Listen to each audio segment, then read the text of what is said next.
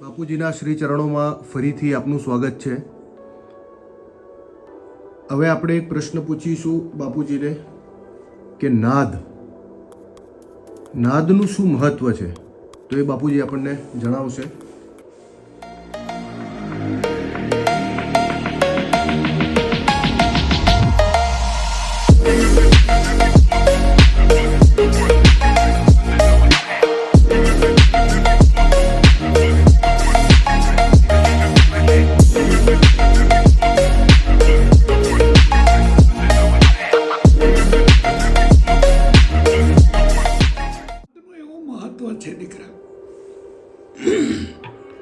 કે સર્વતંત્રમ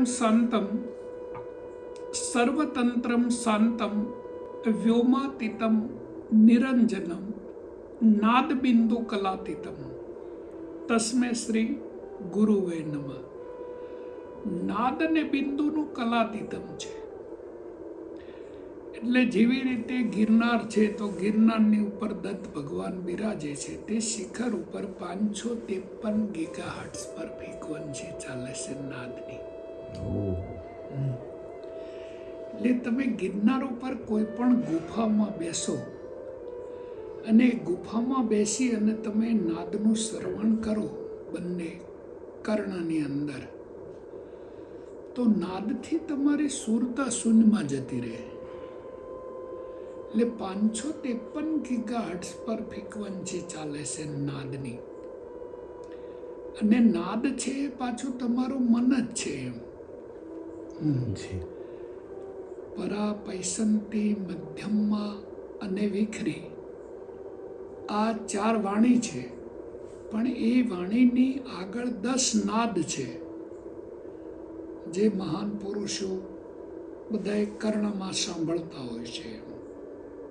એટલે ખાલી માનવ જ સ્વર અને વ્યંજનની ભાષામાં વાત કરે છે. બાકીની આખી સૃષ્ટિ છે એ નાદની ભાષામાં વાત કરે છે.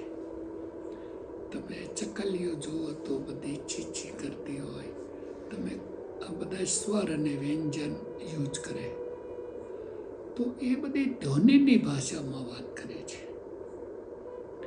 એટલે નાદા અનુસંધાન યોગ છે એ સર્વમાં શ્રેષ્ઠ યોગ છે. અને એ બહુ સરસ રીતે ફલીભૂત થયેલો છે ગિરનારમાં, જુનાગઢમાં.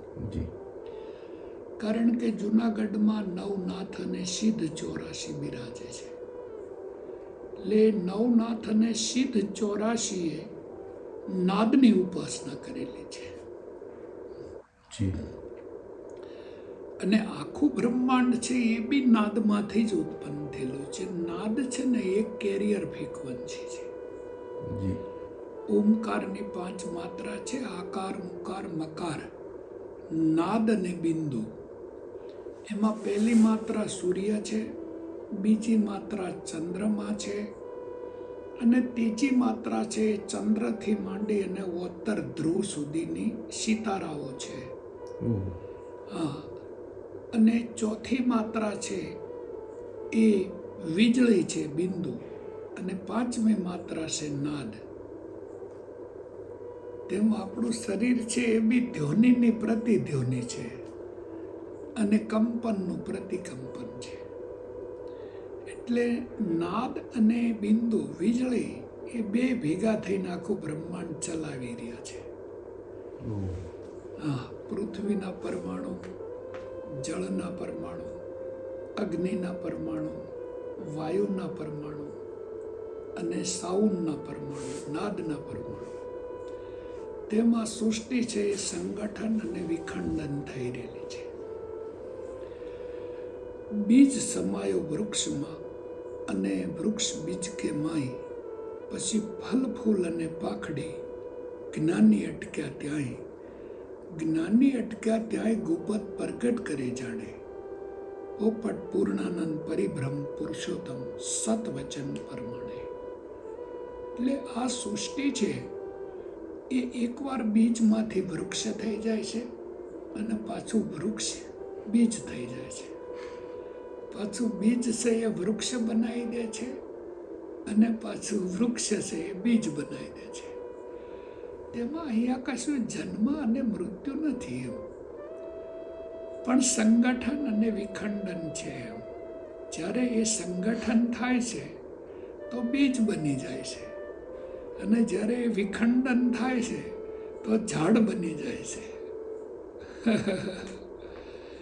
એટલે બના લિયા હોંસલા ઊંચી ઉડિયાન કા, બના લિયા હોંસલા ऊंची उड़ियान का, तो फ्यूजुल है देखना कद आसमान का. તમે બધાએ અધ્યાત્મની યાત્રા કરો. આશીર્વાદ ગુરુજી આપના. મારા હૃદયના આશીર્વાદ.